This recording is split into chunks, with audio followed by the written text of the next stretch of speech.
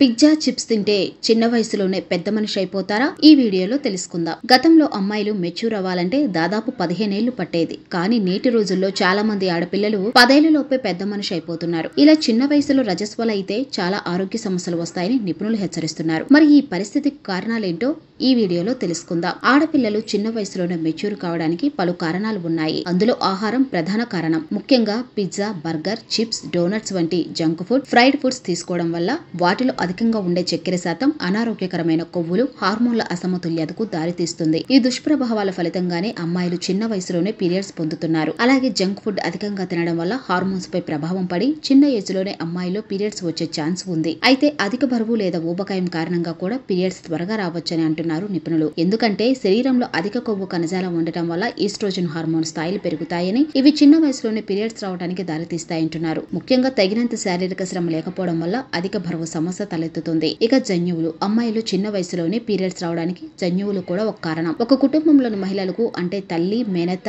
ఇలా ఎవరికో ఒకరికి చిన్న వయసులోని పీరియడ్స్ వస్తే అదే కుటుంబంలోని తర్వాత తరం బాలికల్లో కూడా చిన్న వయసులోనే వచ్చే అవకాశం ఉంటుంది. ప్లాస్టిక్ వస్తువులు, వ్యక్తిగత సంరక్షణ ఉత్పత్తుల్లో ఉండే ఫాలేట్స్, బిస్ఫినాల్ ఏ, ఇతర రసాయనాలు, ఈస్ట్రోజన్ సహా ఇతర హార్మోన్ల అసమతుల్యతకు దారితీస్తాయట. ఈ కారణంగా కూడా పీరియడ్స్ త్వరగా వచ్చే ఛాన్స్ ఉంటుందట. ఇక ఒత్తిడి.